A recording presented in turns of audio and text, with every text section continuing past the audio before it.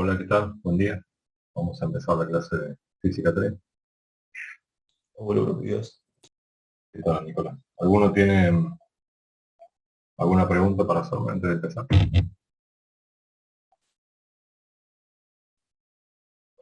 Ok.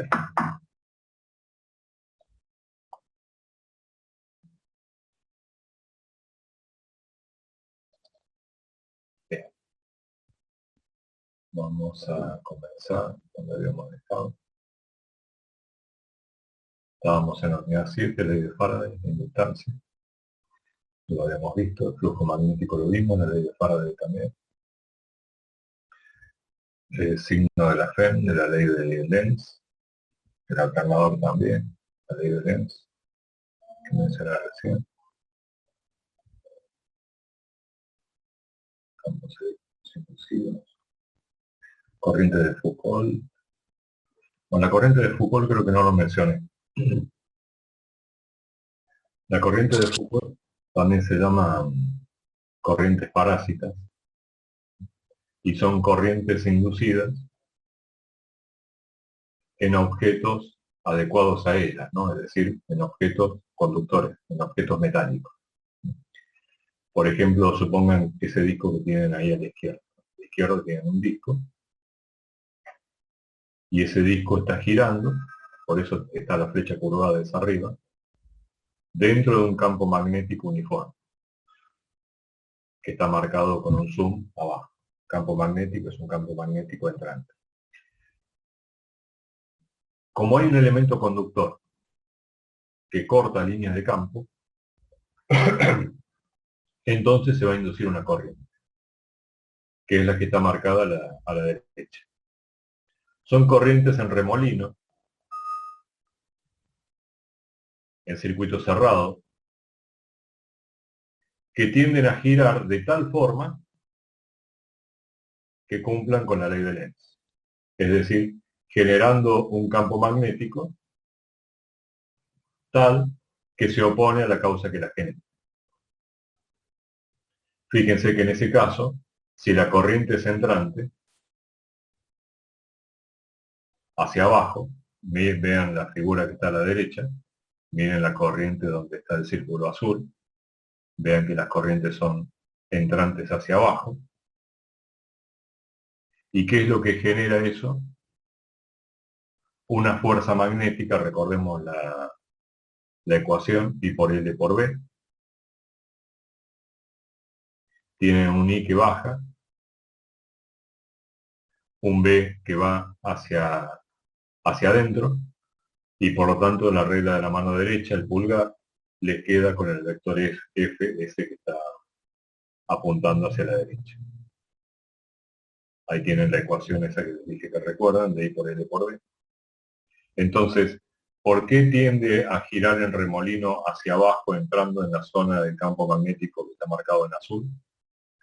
Porque es la única forma de generar una fuerza que genere un torque que se oponga a ese giro que le dio origen. Siempre las corrientes de Foucault o corrientes parásitas se oponen a la causa que la genera. Y si esto girara en sentido contrario, bueno, pues ocurriría lo contrario, pero siempre oponiéndose a la causa que lo genera.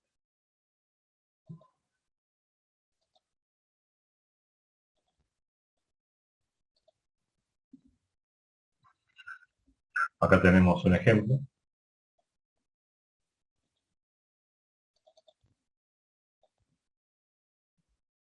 A veces las corrientes parásitas son algo útil. Por ejemplo, para el frenado.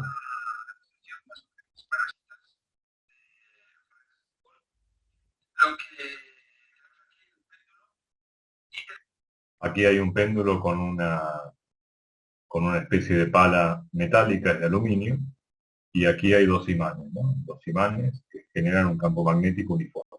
Tenemos tres péndulos distintos. Uno es un péndulo, los tres de aluminio, uno es un péndulo lleno, o sea, completamente de material.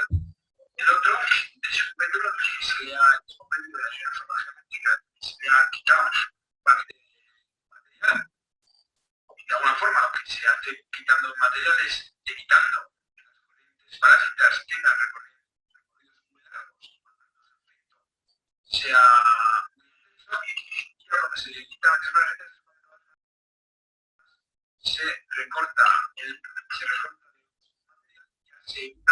que las corrientes circulan por esta parte de aquí.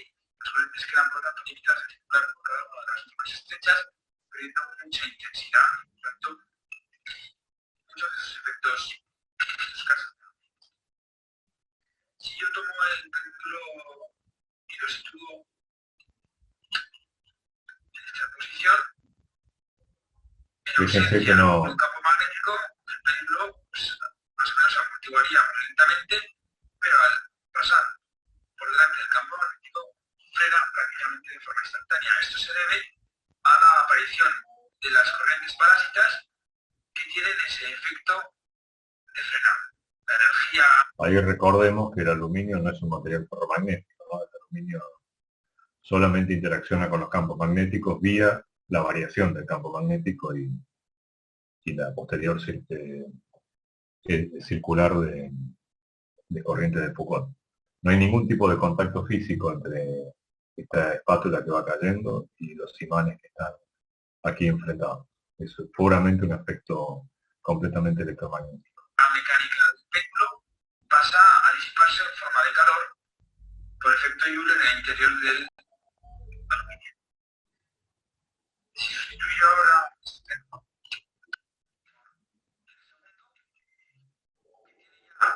menos material y donde las corrientes que se son de menor intensidad, observaremos que el efecto queda amortiguado.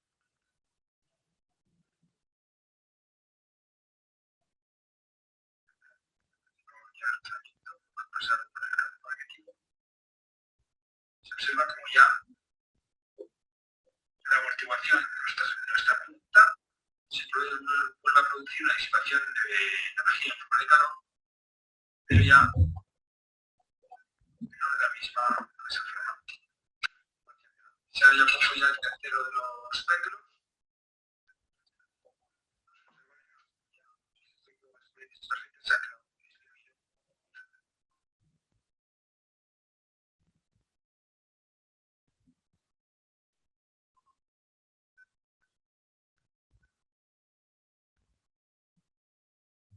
Acá.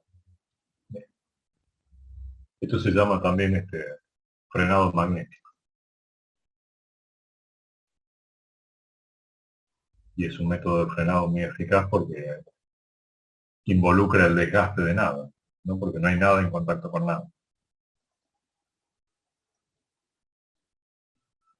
Esto de las corrientes parásitas se puede utilizar a favor o puede ser algo que venga en contra, ¿no? En el caso de los transformadores, por ejemplo, ahí abajo tienen transformadores en la fotografía con fondo amarillo. Los núcleos que se hacen, los núcleos internos de los transformadores, no se hacen de una barra sólida como está puesto en el gráfico a la izquierda inferior. ¿Por qué? Porque hacerlo de una barra sólida de hierro, para conducir estos campos magnéticos y para confinarlos en este sector, que es lo que precisa un transformador, que quede confinado el campo magnético para que no quede diluido en el espacio, ¿no? Para que mucho más fácilmente puedan llegar esa línea de campo al bobinado secundario, así se le llama. Entonces, si yo lo hiciera con un núcleo sólido, las corrientes de Foucault serían muy elevadas. ¿Y por qué se inducirían corrientes de Foucault? Bueno, porque habría corrientes variables circulando por cada uno de los bobinados, sobre todo por el bobinado primario. Esas corrientes variables, porque un transformador solamente funciona con corriente alterna, generarían campos magnéticos variables, y esos campos magnéticos variables, en definitiva, barrerían, cortarían el material conductor del núcleo, generando intensas corrientes de parásitas, corrientes de carga. Entonces, ¿qué es lo que se hace para solucionar eso? Bueno, en vez de hacer un núcleo sólido, se hace un núcleo laminado. Las barras del transformador en realidad son chapas que se ponen una en contra de la otra, y esas chapas tienen una capa de óxido, o de barniz incluso, y hace que estén aisladas, porque el óxido es más conductor, entre una capa y la otra. Entonces las corrientes de Foucault están confinadas a un lugar muy pequeño y eso hace que le da mucho el efecto. Por eso todos los transformadores tienen este tipo de núcleo laminado. O sea, es para evitar que crezcan mucho las corrientes de Foucault, que se hacen más notable su pérdida de potencia, que en definitiva se transforma en calor, con el cuadrado de la frecuencia, como dice esta ecuación de aquí. Entonces ese es el motivo por el cual se hacen laminados. Luego esto, no sé, ayúdenme si lo tratamos, creo que no. La inductancia mutua. Creo que no. No, ¿no es cierto? Bueno, la inductancia mutua prepara el camino para entender cómo funciona el transformador, que es lo que acabamos de introducir recién. ¿Cuándo se produce una inductancia mutua? Bueno, la inductancia mutua se produce cada vez que tengo una espira cerca de otra espira. Y particularmente cuando tengo un bobinado, que son muchas espiras, cerca de otro bobinado. Ahí tenemos una figura gráfica, tenemos un corte de dos bobinados que están cerca, pero que no tienen ninguna conexión eléctrica entre sí. Esos conductores, los conductores que le llevan corriente a la bobina 1, y los eventuales conductores que podrían sacar corriente de la bobina 2, esos conductores no se tocan en ningún momento. No hay una conexión eléctrica entre la bobina 1 y la bobina 2.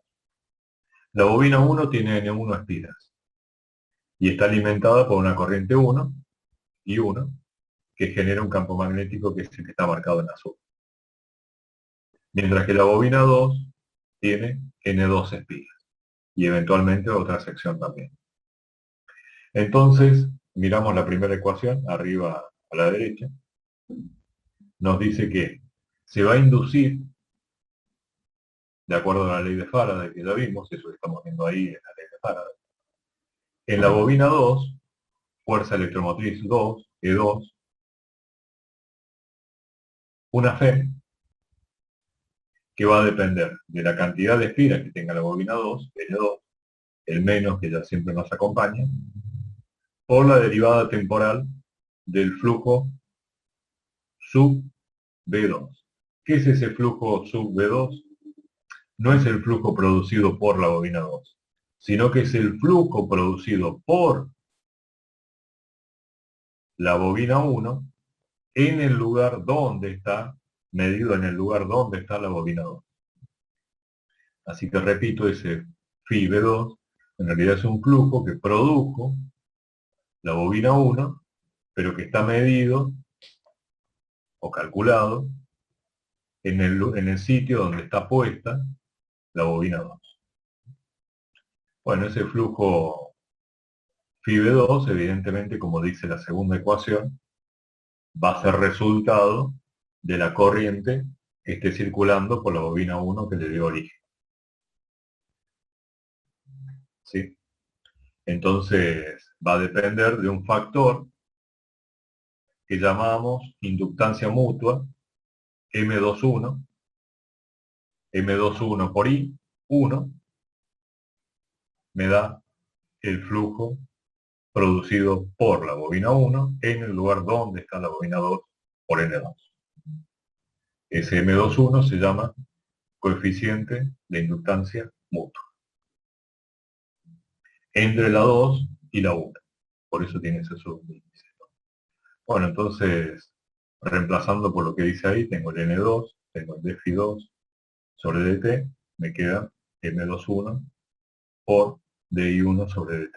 Bueno, haciendo las cuentitas esas, me queda rápidamente que este coeficiente de inductancia mutua, M21, depende de la cantidad de espiras que tengo en la bobina 2, N2, depende del flujo producido por la bobina 1 en el lugar de donde estoy midiendo, que es la bobina 2, dividido la corriente I1.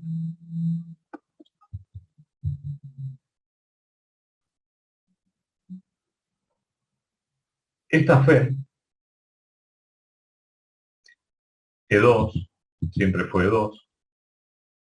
Si la bobina 2 tuviera un circuito cerrado también, por la bobina 2 también circularía una corriente. Y esa corriente, que sería I2, generaría un campo magnético en el lugar donde está la bobina 1. De tal modo que no solamente la bobina 1 influye en lo que pasa en la 2, sino que la bobina 2 también influye en lo que pasa en la 1. Es decir, que del mismo modo que hay un coeficiente de inductancia mutua entre la 1 y la 2, también hay un coeficiente de inductancia mutua entre la 2 y la 1. Esos coeficientes resultan iguales. Es lo mismo decir M21 que decir M12, que es lo que está explicado acá. Esos coeficientes M, por eso no llevan subíndice. Esos coeficientes M, por eso no llevan subíndice.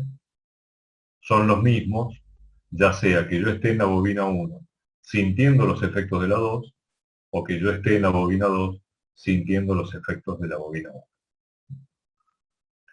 Da la impresión, por la ecuación que acabamos de deducir, que depende de factores dinámicos, ese, porque dice, por ejemplo, igual a N2 por Φ2 sobre I1, cuando calculábamos el primer coeficiente de inductancia mutua, o el otro hubiera dado N1 por Φ1 sobre I2. Pero ese flujo, centrémonos en el primer resultado, N2 por Φ2 sobre I1.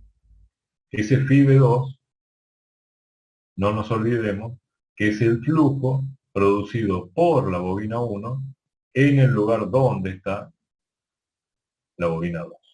Y si ese flujo producido por la bobina 1, dependerá de la corriente que circula por esa bobina.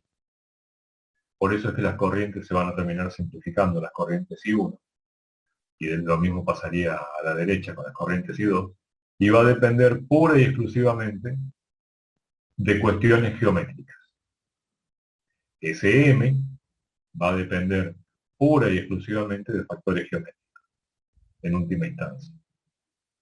Es decir, ¿cuáles son esos factores geométricos? Bueno, cuántas espiras tengo, lo cual ya se hace patente la presencia del N2 o del N1, y qué tan cerca están una bobina de la otra. Que en definitiva es eso lo que regula cuánto vale el campo magnético producido por una bobina en el lugar donde está la otra.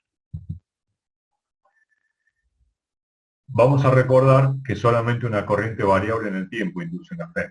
Entonces todas estas cosas que estamos viendo son en realidad válidas para o una corriente continua analizado en el instante del transitorio, o sea, cuando cierro el interruptor o abro el interruptor, o para una corriente que esté continuamente variando en el tiempo, como en el caso de la corriente alterna. Este coeficiente de inductancia mutua tiene las mismas unidades que el coeficiente de autoinductancia, que ya lo habíamos visto. Eso se mide en Henry, un H. ¿Qué es un Henry? Bueno, un Weber por ampere. El Weber, recordemos que era la unidad de flujo magnético, que era Tesla por metro cuadrado.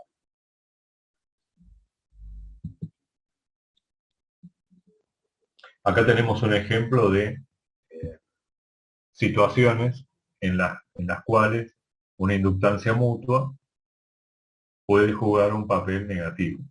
¿Dónde juega un papel positivo la inductancia mutua? Bueno, en el caso de un transformador. Pues en el caso de un transformador querés que la inductancia mutua sea muy alta. Porque, bueno, porque querés, si este es un bobinado y este es el otro bobinado, el bobinado 1 y el bobinado 2, sientan mucho el efecto del uno en la otra. ¿Sí? Entonces, por ese motivo, el coeficiente de inductancia mutua se trata de maximizarlo. ¿Cómo se trata de maximizarlo? Bueno, haciendo la cantidad de espiras, la mayor cantidad de espiras posible, y poniéndolos tan cerca como sea posible, para que cualquier variación en el campo de una lo pueda sentir la segunda bobina en cuestión. Un ejemplo negativo de inductancia mutua lo tienen, por ejemplo, en la resistencia de una secadora de ropa. La secadora de ropa necesita una cierta fuente de calor y esa fuente de calor se obtiene a través de una corriente que circula por una resistencia que para no hacer el dispositivo demasiado grande se lo enrolla. Y se lo enrolla como si fuera una bobina. El tema es que si la resistencia va a ser como una especie de bobina y la carcasa del electrodoméstico es completamente metálica, entonces ahí puede existir la posibilidad de que haya una inductancia mutua. Entonces, cualquier cambio en la corriente, y recordemos que esto es corriente alterna, está cambiando 50 veces, 50 ciclos por segundo, entonces hay bastante frecuencia. Entonces no queremos que se induzca una FEM en la carcasa metálica por circular la corriente en esta resistencia. Entonces, ¿cuál es el modo ingenioso de evitar que haya mucha inductancia mutua entre este pseudo bobinado, que es la resistencia calefactora, y la carcasa metálica? Bueno, el modo ingenioso es bobinarlo en una doble hélice. Fíjense que acá al final invierte su dirección la corriente y empieza a circular al revés. No es que sale por un lado, entra por un lado y sale por el otro como todas las bobinas, sino que entra y sale por el mismo lado. Entonces en cada sector tengo dos corrientes que van en sentido contrario. Por lo tanto, producen campos en sentido contrario y eso hace que el campo magnético afuera de esta pseudo bobina, en realidad es una resistencia calefactora, se disminuya bastante y por lo tanto el coeficiente de inductancia mutua de este modo decrezca. Entonces, con este ejemplo lo que quiero demostrar es que a veces la inductancia mutua es algo que uno busca que sea elevado y a veces que sea elevado es un problema.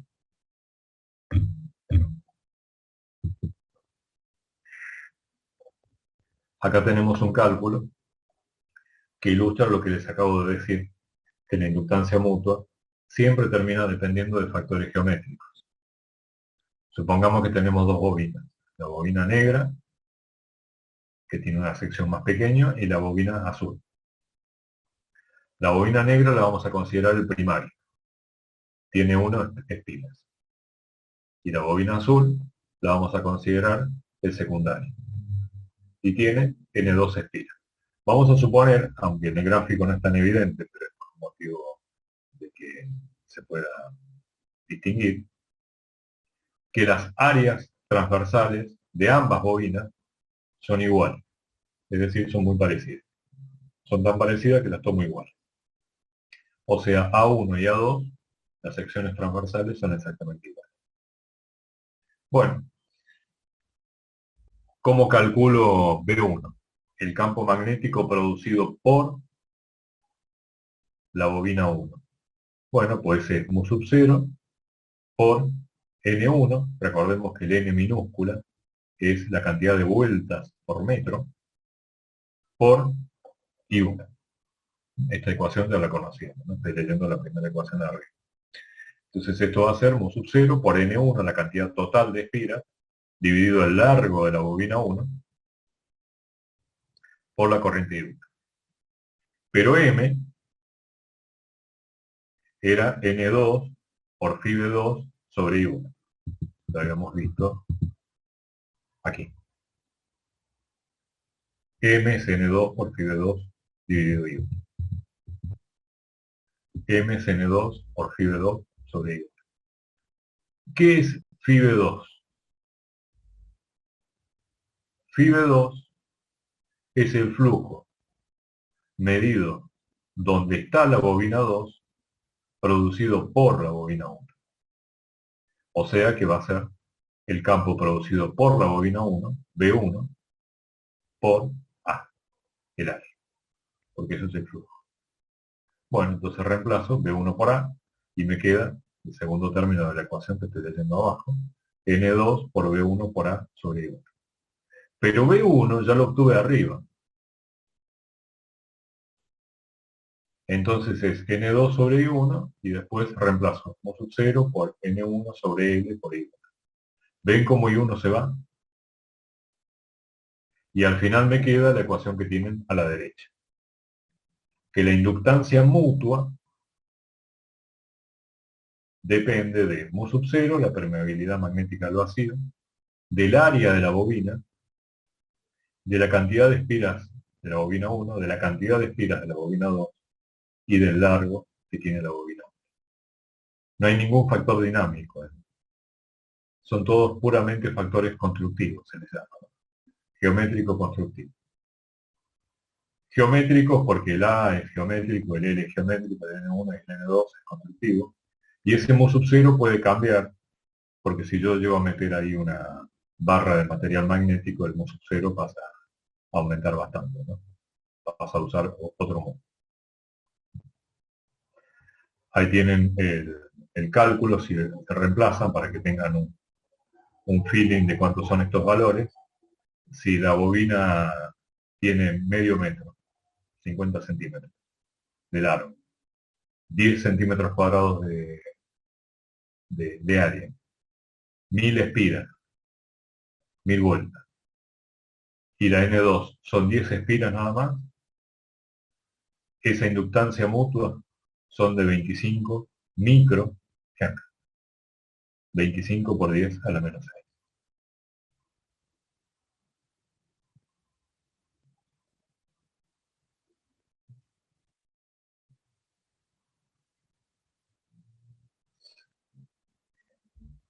Ahora bien, lo que pasa entre dos bobinas también pasa entre una bobina y sí misma. Es decir, si una corriente, por un motivo por el que sea, está circulando por una bobina y cambia de valor,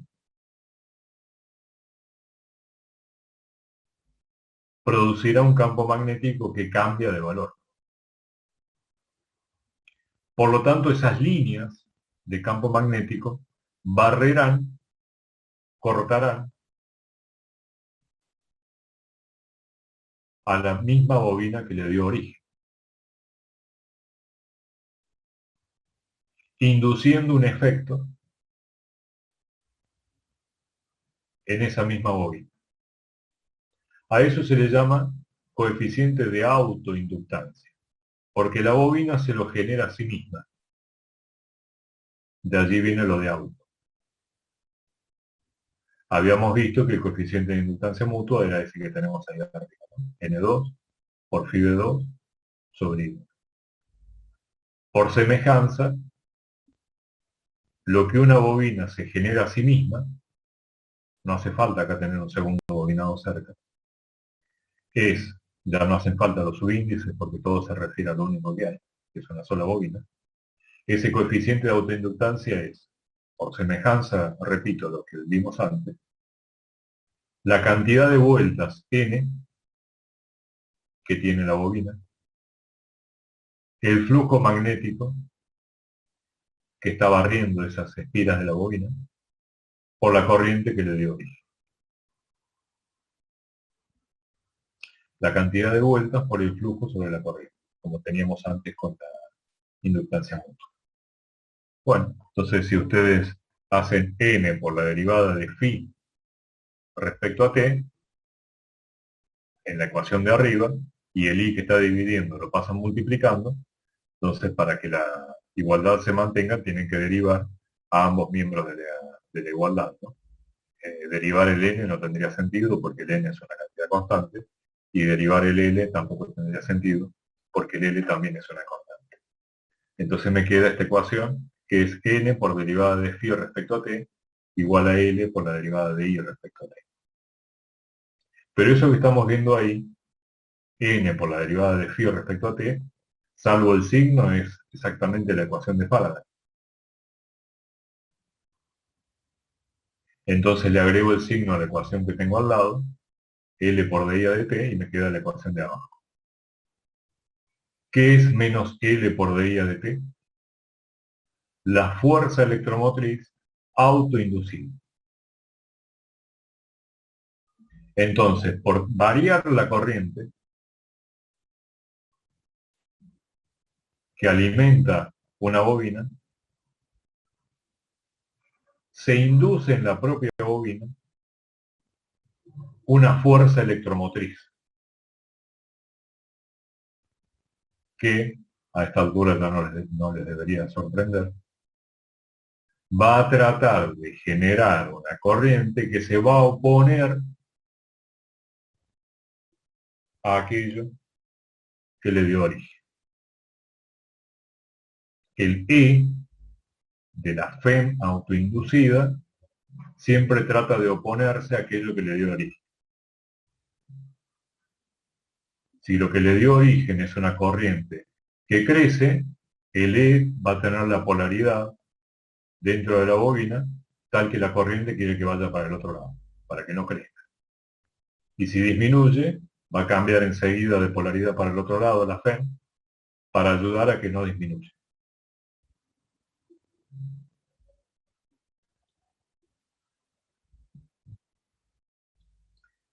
Los inductores, bobinas, solenoides, todo sinónimo, tienen este símbolo que vemos arriba, que representa la hélice típica del bobinado, ¿no? Se ve casi como una especie de resorte.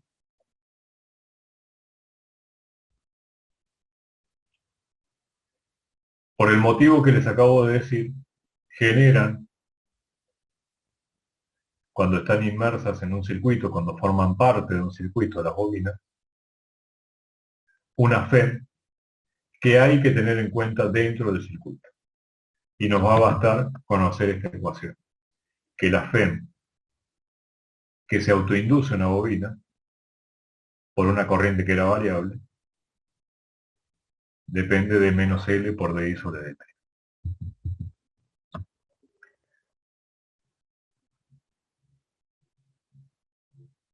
Por ejemplo, recordemos qué pasaba con una resistencia. Con una resistencia, con una corriente I, dibujo A, que fluye de A a B. El potencial disminuye de A a B y tengo una corriente que va siempre en la dirección en la que disminuye el potencial. Sabemos con ver ese A que es positivo y ese B que es negativo, que la corriente en una resistencia va a circular de la forma que está dibujada. Ahora veamos la situación B, donde hemos cambiado el símbolo porque ya no es una resistencia, sino que es un inductor. Tenemos una corriente constante, I, que fluye de A a B.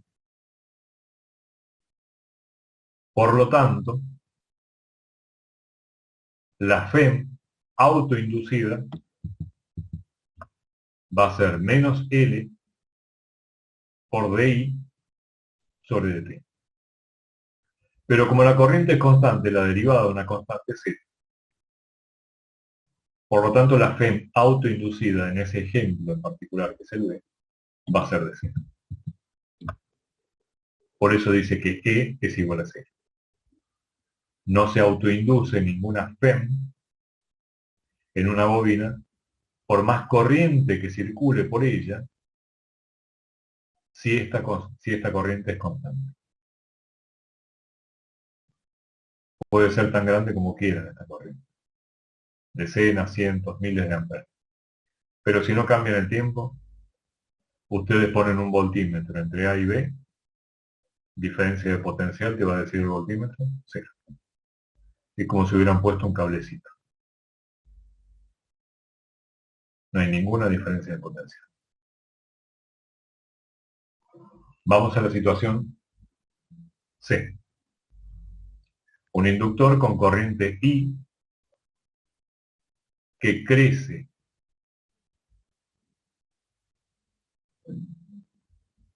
de I sobre dt es mayor que 0. Entonces ahí sí, la ecuación me dice E igual a menos L por DI sobre dt. Si la corriente crece, DI sobre dt va a tener un valor que no va a ser 0. Por lo tanto, ahí sí tengo una FEM autoinducida. Y esa FEM autoinducida, ¿qué dirección va a tener en la bobina? Pues va a tener una dirección tal que la corriente autoinducida quiere oponerse a la causa que le dio origen. Y si la causa que le dio origen es una corriente que va creciendo, que va subiendo de valor, entonces él se opone a eso. Si este circuito estuviera cerrado, esa FEM-E querría hacer circular una corriente que vaya de derecha a izquierda, oponiéndose a esa subida del I. Por eso el E tiene esa polaridad. El positivo para la izquierda y el negativo para abajo, para la derecha.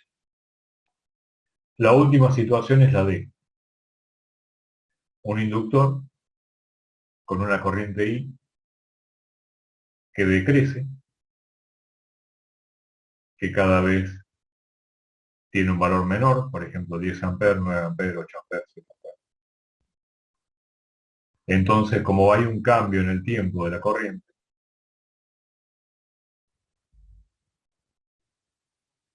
hay una FEM. ¿Y qué polaridad va a tener la FEM? Pues una polaridad tal que tiende a hacer que la corriente que autoinduce se oponga a la causa que la generó. ¿Y cuál es la causa que la generó? Una disminución de la corriente. Entonces quiere ahora hacer circular una corriente que vaya en el mismo sentido, para que esa corriente original no disminuya de valor. Por eso ahora es que la FEM-E cambió de sentido. Y si antes iba para la izquierda, ahora va para la derecha. Ese es el sentido que tienen las FEM en las bobinas. Resumiendo, solo existen cuando la corriente cambia en el tiempo. Y siempre tienen el sentido estas FEMs de oponerse a la causa que le dio origen. Bueno, esto lo van a hacer en la práctica, es el cálculo de una autoinductancia, pero para una bobina enrollada como un toroide, ¿no? Van a ver de nuevo que esto solo depende de factores geométricos, como ya está empezado. Del mismo modo que un capacitor almacena energía, en una inductancia también se almacena energía. ¿Cómo se calcula esa energía almacenada? Bueno, la potencia, que es el origen de todo esto, siempre es tensión por intensidad. Acá la intensidad ya la tenemos, y la tensión, que sería la FEM autoinducida, es L por dI a dt. Entonces la ecuación a resolver es I por dI, y la constante L que sale de la ecuación, y luego integrar esto entre un valor cero de corriente y el valor máximo de corriente para una bobina que inicialmente no circulaba corriente, y al terminar el efecto de la transitoria, pasa a circular por la bobina una corriente I latina mayúscula máxima, que es la que está expresada en el límite superior de la integral. Bueno, esa integral es muy fácil de resolver, ¿no? Es I cuadrado sobre 2, y por eso dice que la energía directamente almacenada en una inductancia es un medio de L por I cuadrado. Esto se acerca mucho, tiene la misma forma funcional que lo que sucedía con un capacitor, que para que se recuerde puse la ecuación abajo. La energía almacenada en un capacitor era un medio de C por B cuadrado. Acá es un medio de el elemento que identifica al objeto en cuestión. En el caso del capacitor es un medio de C, en el caso de la bobina es un medio de L. Acá el papel de C lo juega L, el valor este de autoinductancia, en Henry, por el parámetro más significativo físico con el que se trabaja en un inductor, que es la corriente. En un capacitor, ese parámetro más significativo es el voltaje, con la diferencia de potencial entre placas. Acá el parámetro más significativo, es la corriente. La ecuación tiene la misma forma funcional. Hay una analogía entre una cosa y la otra. Lo que es un medio de C por B cuadrado en el capacitor es un medio de L por I cuadrado en la bobina. Y esa es la energía almacenada en un inductor. En un inductor se almacena energía momentáneamente en tanto la corriente esté cambiando de valor.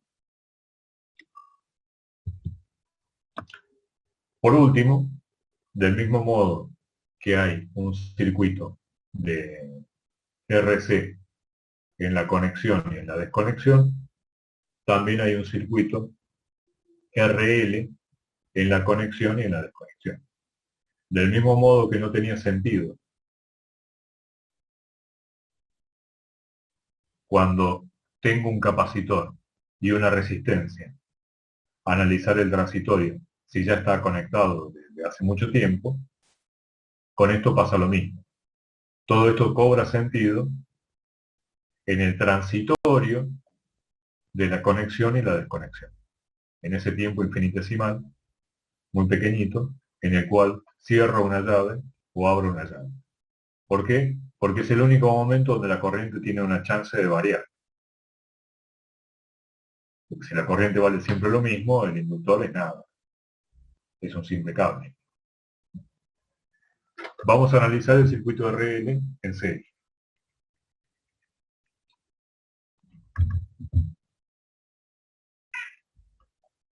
Las herramientas que tenemos ya las conocemos, son la ley de Kirchhoff. La ley de Kirchhoff de las mallas y la ley de Kirchhoff de las corrientes. Acá la ley de Kirchhoff de las corrientes no nos sirve de nada porque no tenemos nodos. Pero sí nos sirve la de las mallas.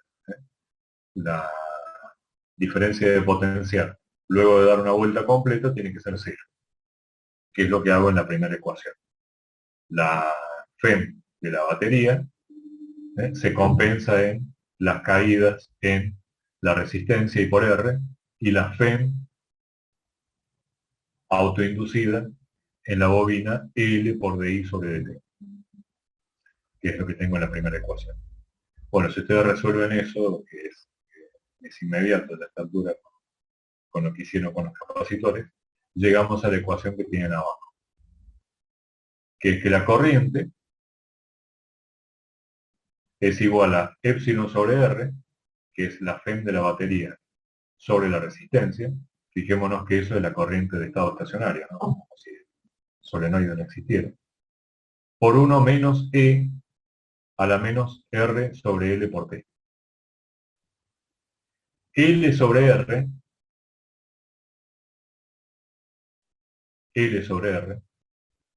es la constante de tiempo tau de este circuito y se mide en segundos. L sobre R juega el papel de R por C en los circuitos de resistencia y capacitor. R por C era la constante de tiempo en un circuito de resistencia y capacitor, se medía en segundos. Aquí ese papel lo juega L sobre R y también se mide en segundos. Tenés mucho L y poco R, bueno, tendrás mucho tau, y viceversa, ¿no? Si tenés mucha resistencia y poca inductancia, entonces el tau tiende a bajar. El tau son los segundos. La forma que tiene esta evolución de la corriente en un circuito RL es la forma que tiene graficada a la derecha. Fíjense que a tiempo cero, E a la 0 es igual a 1. Y 1 menos 1 es 0. Por lo tanto, la corriente inicial de un circuito con resistencia e inductancia, la corriente inicial, la corriente en tiempo cero, es igual a 0. Por lo tanto, acá también se cumple aquello de que el elemento que estamos analizando se comporta de forma opuesta a lo que naturalmente es. Porque una inductancia, un bobinado, no es más que un alambre. Es una conexión total de un circuito de la parte derecha a la parte izquierda. Es un conductor. Es un cable. Y sin embargo, a tiempo cero, se comporta como un circuito abierto. Se comporta en forma opuesta a lo que es. Una bobina es cerrar un circuito, porque es conectar con un cable de la parte derecha con la parte izquierda. Un cable que está enrollado, pero cable al fin. Y sin embargo, a tiempo cero se comporta como si el circuito ahí estuviera abierto, cuando en realidad está cerrado. Pasaba lo mismo que con el capacitor. El capacitor es un circuito abierto, son dos placas que no se tocan. Y sin embargo, a tiempo cero se comporta como lo opuesto, como si fuera un cable que está puenteando una placa con la otra. Acá es al revés. Al revés porque la naturaleza es contraria, ¿no? Pero en definitiva termina siendo lo mismo, porque se comporta también en forma opuesta a lo que es. Por eso la corriente sale desde cero y sube en forma exponencial hasta, por ejemplo, en una constante de tiempo va a adquirir el 63% del valor, bueno, todas las cosas que ya vimos, ¿no? Y en 4 constantes de tiempo va a adquirir el 98% de su valor final. Algo parecido sucede en la desconexión. En la desconexión la corriente viene lo más bien y de repente vos lo desconectás.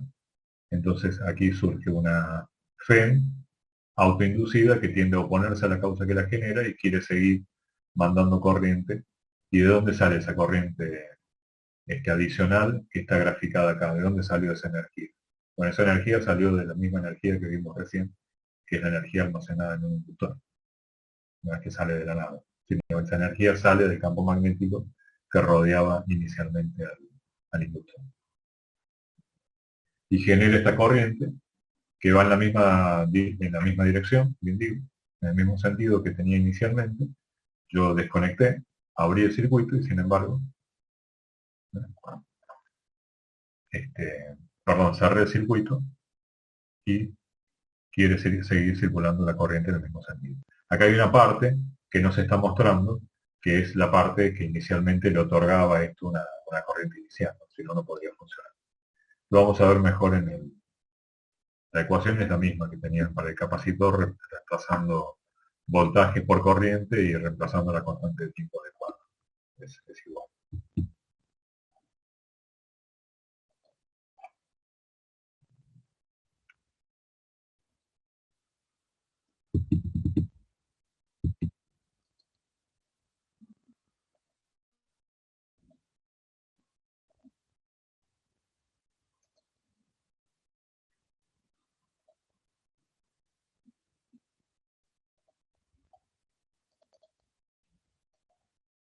Bueno, ahí estoy compartiendo con ustedes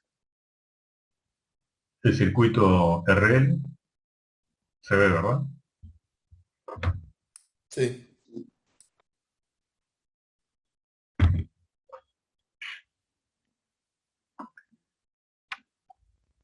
Vamos a ponerlo a funcionar. Vean que el punto está por abajo. Estamos mostrando la magnitud de la corriente. Ahí está el punto por ahí abajo.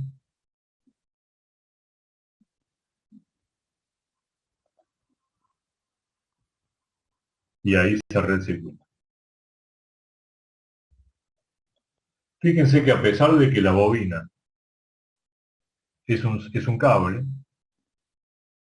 la corriente no va al valor máximo. Funciona como un amortiguador, la bobina para la corriente. Amortigua el pico de corriente.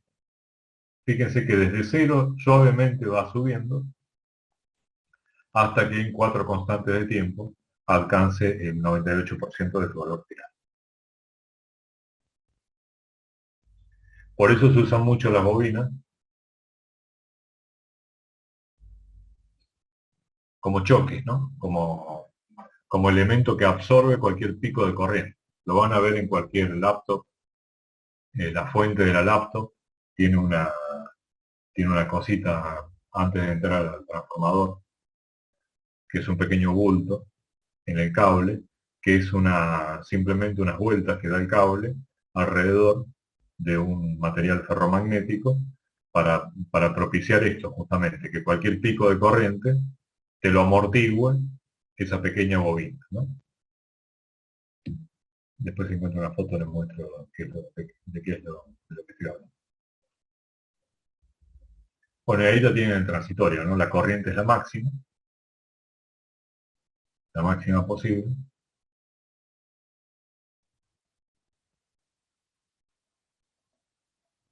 Y acá la hago caer, la corriente, ¿no? Fíjense, vamos a hacerlo de nuevo. Por supuesto, si yo la resistencia la cambio, entonces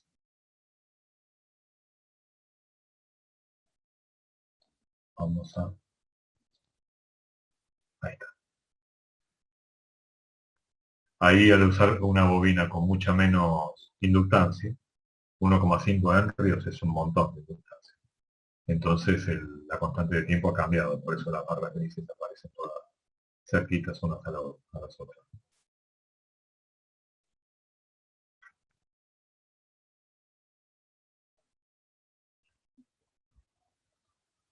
Entonces fíjense que lo que ha ocurrido en esta última parte, ¿no? Fíjense que al cerrar el circuito acá, la bobina se descarga a través de la resistencia. Pero esa descarga que ocurre a través de la resistencia no es inmediata, sino que también lleva una constante de tiempo asociada, que es la misma constante de tiempo que tiene para subir la corriente, la misma constante de tiempo que tiene para bajar la corriente.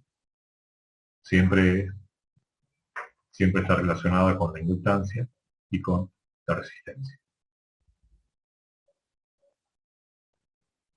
Por último, vamos a volver a darle un valor como este. Vamos a ver qué es lo que sucede en el voltaje a través de la bobina. La bobina no debería tener caída de tensión. ¿Por qué? Bueno, porque una bobina es un cable nada más. Entonces la caída de tensión en ella debería ser cero, porque estamos hablando de bobinas ideales que no tienen resistencia interna. Pero sin embargo, al comienzo, toda la diferencia de potencial la absorben ellos, hasta que después pasan a tener una caída de tensión de cero. Porque esa caída de tensión inicial en realidad es la FEM inicial que se autoinduce la bobina. Lo vamos a ver ahora, ¿no? Este es el voltaje a través de la bobina. Fíjense que la corriente es la máxima, esto está ya en estado estacionario, está circulando la máxima corriente posible, y por supuesto cuando yo conmuto y pongo voltaje a través de la bobina, el voltaje tiene que ser cero, porque si la corriente no está cambiando y no hay resistencia dentro de la bobina, entonces ¿por qué va a haber una diferencia de potencial entre los ondas? No hay ningún modo. Sin embargo, cuando ocurre el transitorio, ahí absorbe aparece todo en toda su dimensión la FEM original de la bobina, los 24 ohms. Bien, ¿alguna pregunta antes de terminar esta primera parte? No por mi parte.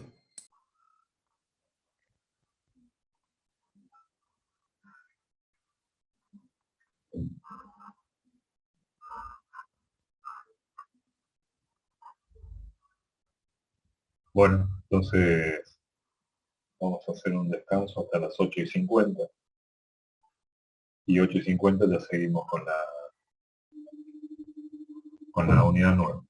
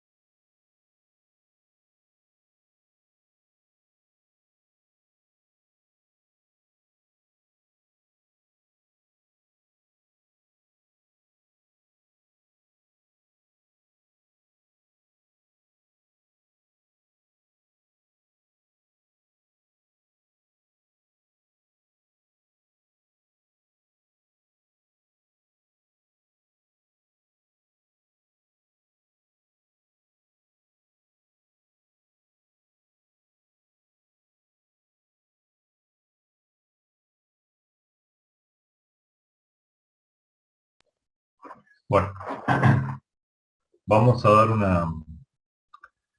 una pequeña introducción a corriente alterna, que es el tema que resta. Y después vamos a ver lo que falta en la próxima clase. Ustedes son la comisión que tiene laboratorio hoy a la noche. No, nosotros tenemos los martes, a la mañana. ¿Con Martín? Sí.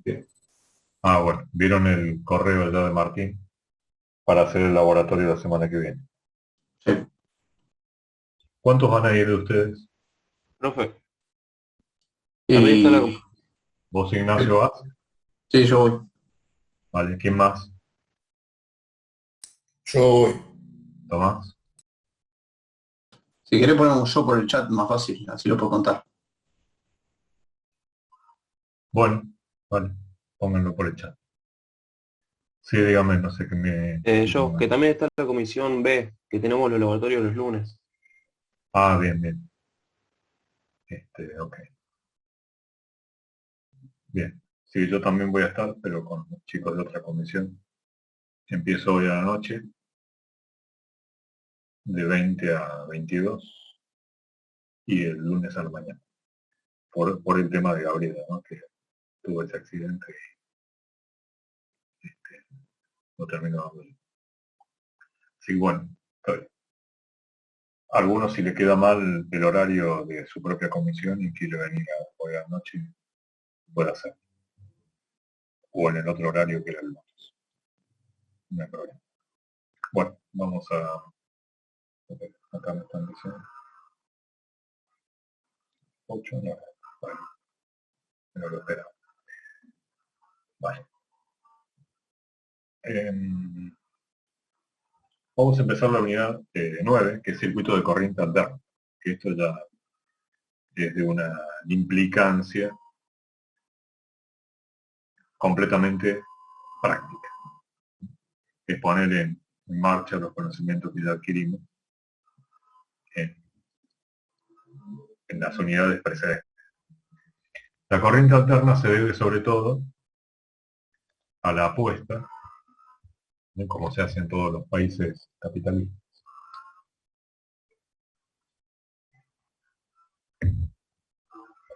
de un empresario que se llamaba Westinghouse, que es el mismo Westinghouse de muchos equipos e incluso electrodomésticos. Es una compañía que viene de ahí y que, como les decía en una clase anterior, hubo una guerra comercial entre las corrientes continuas y alternas, donde Westinghouse, con el apoyo de Nikola Tesla, proponía sobre todo la corriente alterna, el uso de la corriente alterna en detrimento de la corriente continua, que era la que eventualmente apoyaba Edison. Westinghouse sabía más de negocios que de corriente alterna, ¿no? En realidad el físico que había atrás era Nikola Tesla, que fue el que creó la idea del campo rotante, etcétera, que es tan importante para los motores de hoy en día. Bueno, como sea, la corriente alterna es fácil de distribuir por una cuestión conceptual muy simple, y es el hecho de que, bueno, simple nos parece ahora, ¿no?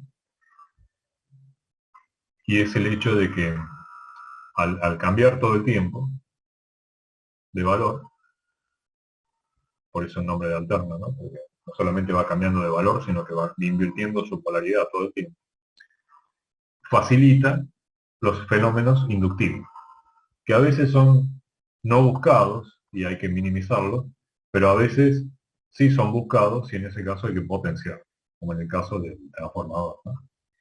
Que es la clave del secreto y del éxito de la corriente alterna, está en que existe algo llamado transformador. Una corriente alterna, como la que produce el alternador que ya vimos, que era la espira que rotaba en un campo continuo, la espira que rotaba en un campo continuo entre dos imanes, norte y sur. Si yo pongo una espira a rotar así, con una velocidad omega por acá, en las salidas de esa espiral, de los colectores y esas escobillas de las que ya hablamos, sale una corriente que es así. Un voltaje, una FEM, inducida que es así. Que es exactamente sinusoidal. Es una sinusoide perfecta. Que tiene un valor pico, que se representa así. B pico. Entonces decimos que esta función de corriente alterna, que es el voltaje de corriente alterna, es una función del tiempo que tiene una amplitud o valor pico, B pico, por el seno de la pulsación omega por t. Donde omega, punto y coma, omega, es 2pi, es la velocidad angular, ni más ni menos que la velocidad angular con la que estoy rotando esta esfera acá dentro de este campo magnético uniforme. Ese omega vale 2pi por f. 2pi por la frecuencia. Esto es cinemática circular, ¿no? 2pi por f, o sea que es, como la frecuencia es la inversa del periodo, es 2pi sobre t.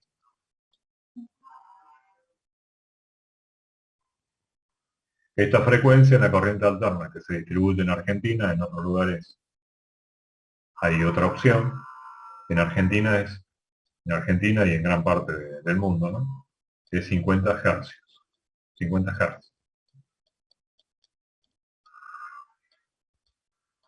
50 hercios. 50 hercios, si ustedes díganme cuánto es 1 sobre 50 y multiplíquenlo por 1000. 20, ¿no? Milisegundos. 20, sí.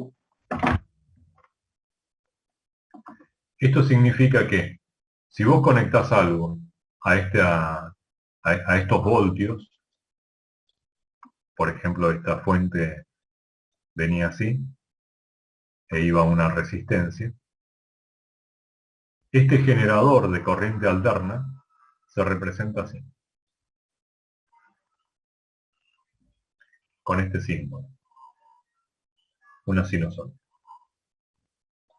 Y la FEM, estos voltios que hay de aquí hasta aquí,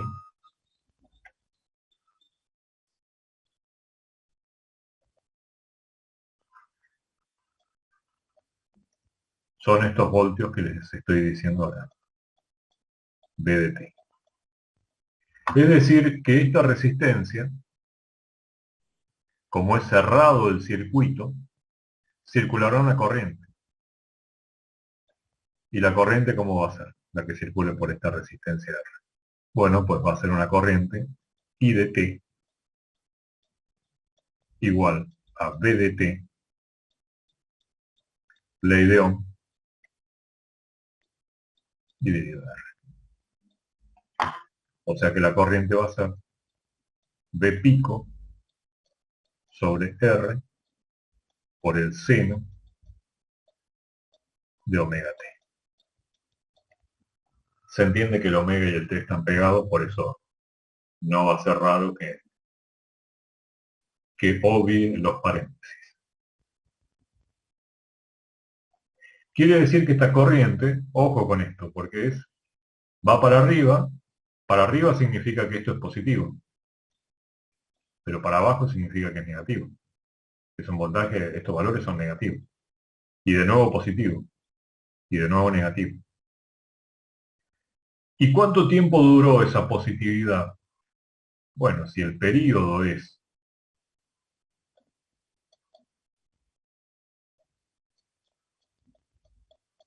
$20 milisegundos, esa positividad duró 10 milisegundos. Y la negatividad, otros 10 milisegundos. ¿Qué quiere decir esto?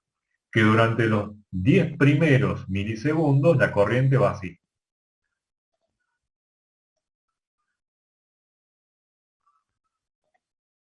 Y en los 10 milisegundos siguientes, la polaridad cambió.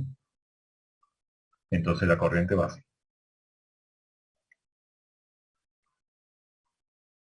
Y en los 10 milisegundos siguientes, la corriente vuelve a ir así. Y en los 10 milisegundos siguientes, la corriente vuelve a ir así. Por eso se llama corriente alterna, porque va alternando de polaridad. Tanto como frecuencia tenga. Mientras más frecuencia tiene, mucho más alterna. ¿Por qué son 50 hercios y no 1000 o 5? ¿Por qué tiene que ser 50? Bueno, hay muchos motivos. De hecho, en Profe, otros lugares, sí, decimos. te hago una consulta. El 50 hercios sería, o sea, es la velocidad que tarda en subir. 50, 50 hercios es la frecuencia de giro. O sea, está relacionado con las revoluciones por minuto. O sea, sería cuánto sube y baja, para hacerlo algo más. No es una, o sea, la frecuencia sería ese 50, significa que tenés 50 subes y bajas, como decís vos, en un segundo. Claro, claro, eso es lo que te... Está bien. Tal cual. Tenés 50 de estos ciclos que te voy a marcar en verde por segundo. Este 50 hercios significa que tenés 50 bloques de esto por segundo. Sí, esto no lo vimos en ondas, el cuatripasado. Claro, un poco es onda, sí, sí, está relacionado. Tal cual. Sí, sí. Entonces, la polaridad va cambiando a cada rato. Esto puede parecer algo sumamente desconcertante porque da la impresión de que con una cosa borro lo que hizo la otra. Con una corriente en un sentido, borro lo que hace la corriente en el otro, pero las cosas no funcionan. Imagínense que esa resistencia fuera una lámpara. Con una corriente genera un poco de calor para que el filamento incandescente de la lámpara se caliente y genere luz. Y con la corriente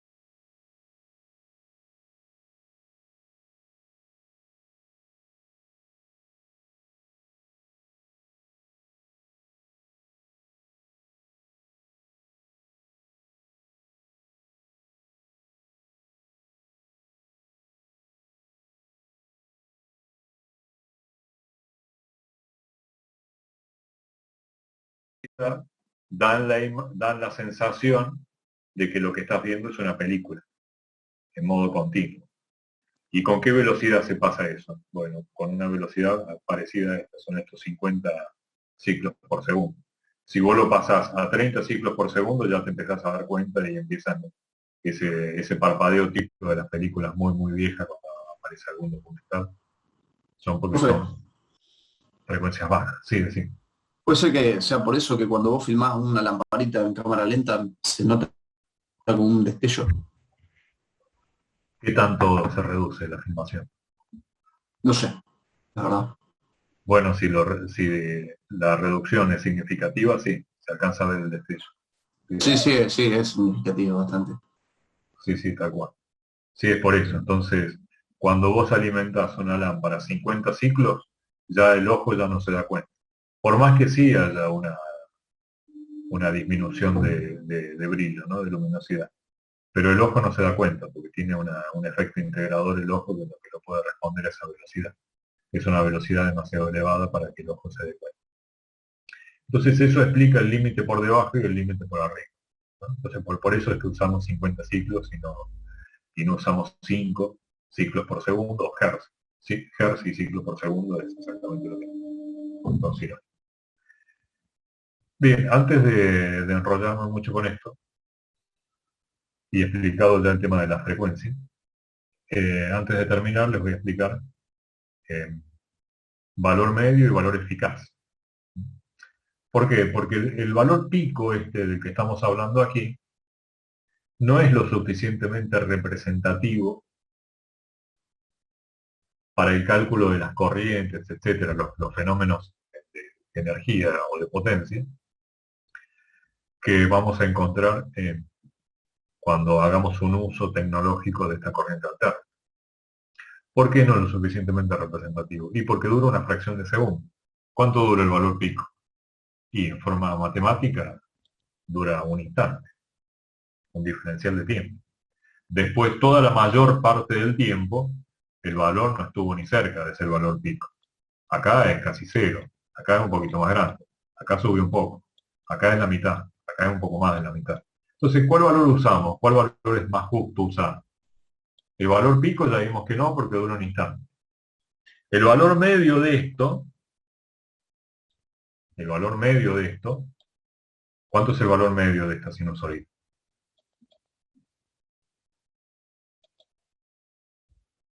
Sí. Entonces el valor medio tampoco es justo usarlo, porque va tanto para arriba como para abajo. ¿Qué valor medio tiene esta sinusoide en un periodo de tiempo? Cero. Si hay tanta área para arriba como área para abajo. Entonces el valor medio tampoco es justo usarlo, porque da la impresión de que no tengo nada cuando en realidad algo tengo. Entonces ni es justo el valor pico, ni es justo el valor medio, para representar lo que estamos viendo. Entonces lo que se usa es el RMS, que es el root mean square, que es la raíz cuadrática media, que vamos a ver ahora. Vamos a ver ahora para terminar. Acá lo tenemos. A ver. ¿Es esto? A ver, se lo muestro ahora. Aquí lo tiene. Bueno, no me da pelota. Le quiero decir pantalla completa. Pero ven una sinusoide naranja. Sí, sí. Acá es para la corriente, ¿no? Si yo quiero más corriente, le pongo un valor 2 y ya está.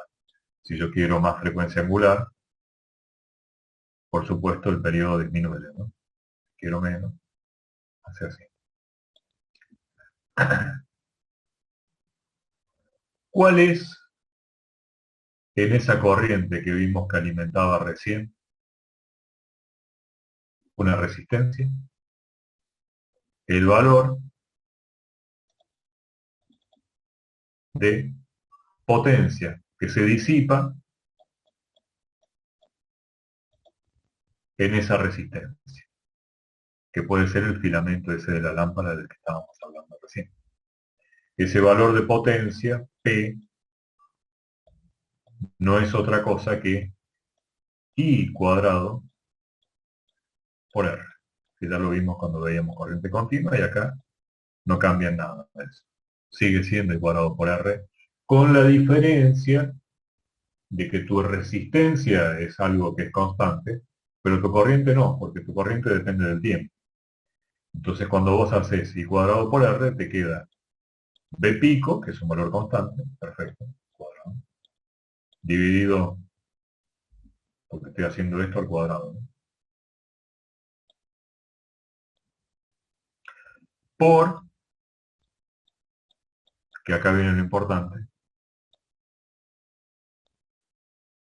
B cuadrado sobre R cuadrado, sobre R, perdón, porque una R se... por el seno al cuadrado de omega t. ¿Por qué me quedó seno al cuadrado? Bueno, porque es corriente al cuadrado. Y la corriente depende del seno. Por eso me queda seno cuadrado de omega t. Esto explica por qué ahora voy a insistir con el seno cuadrado en la simulación. Entonces la potencia depende del seno al cuadrado. La potencia que disipa esa resistencia depende del seno al cuadrado. Entonces volvemos. Aquí. Esa es la corriente que está circulando por la resistencia. A veces va para un lado, entre 0 y 4, entre 4 y 8 va para el otro lado, entre 8 y medio y 12 y medio, 13 va para el otro lado, y así sigue. Es una corriente alterna. Y esto es I cuadrado. Vamos a cambiarle el valor para que se vea mejor. Cuando hacen I cuadrado,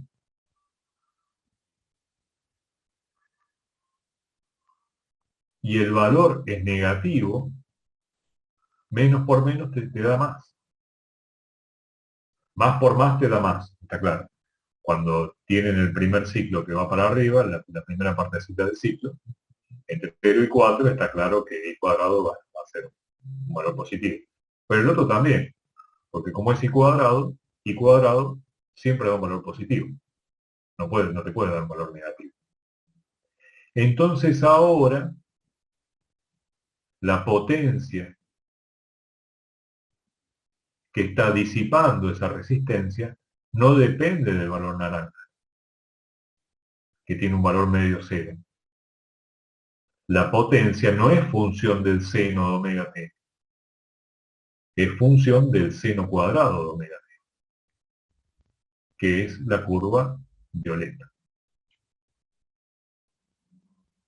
¿Sí?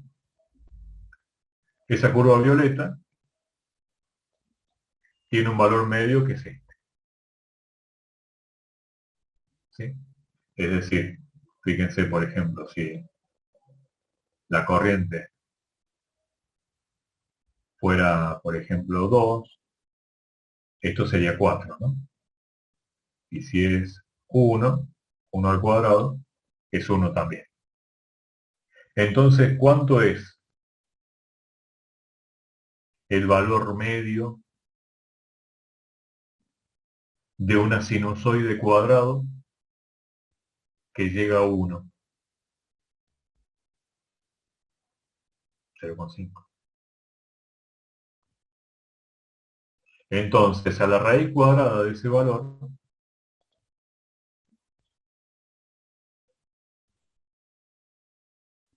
se le llama el valor medio cuadrático, root mean square. ¿Sí? Ese root mean square representaría, que vale raíz de 2 sobre 2, representaría el valor eficaz. Lo vamos a conocer como valor eficaz. ¿Por qué? Bueno, porque es el valor de corriente que produce, en definitiva, los valores de energía y de potencia que son los que vimos en la resistencia, ¿no? Que es el ejemplo más simple que podemos tomar. Entonces, para caracterizar sobre todo a un valor alterno, vamos a usar los valores eficaces, porque en definitiva, los valores de energía y de potencia que se van a disipar y que van a estar involucrados en los fenómenos de alterna, no dependen de los valores medios, que van en cero, sino que dependen de los valores medios, pero de los valores que están al cuadrado, como vimos en este caso de la corriente al cuadrado. ¿Sí? Entonces vamos a usar el valor eficaz, que es raíz de 2 sobre 2. Raíz de 2 es 1,41, dividido 2 es 0,707, que está aproximado ahí a 0,71. ¿0,71 de quién? 0,707 de quién? Del valor pico. Háganme 220 dividido 0,707.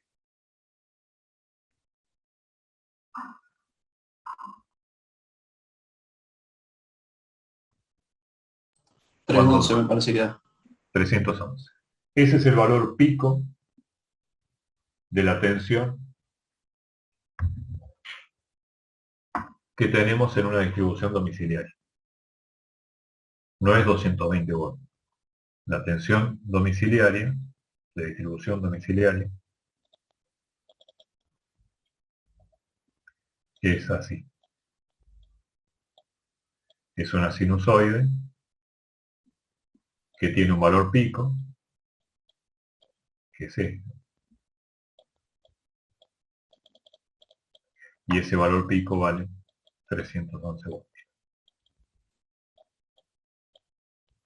El 220 al que nos referimos es el valor eficaz, que se escribe así.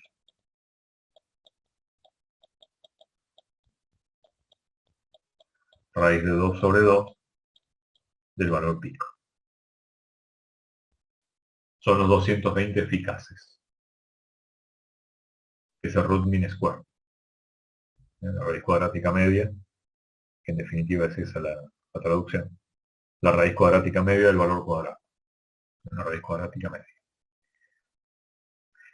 Podríamos decir que son los valores de tensión y de corriente que en definitiva son los que efectúan un trabajo, una disipación de potencia, una conversión en energía. Entonces, ni es este valor pico, ni es este valor medio que vale 0. Es un valor que anda por acá.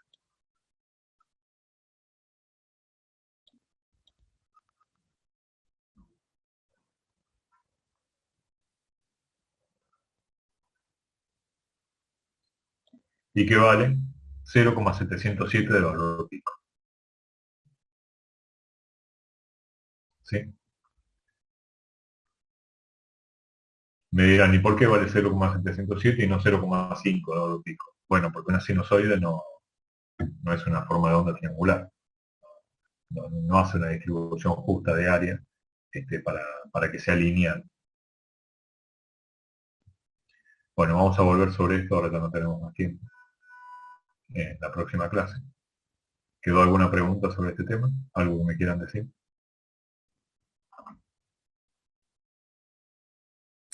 Yo no, profe. Vale.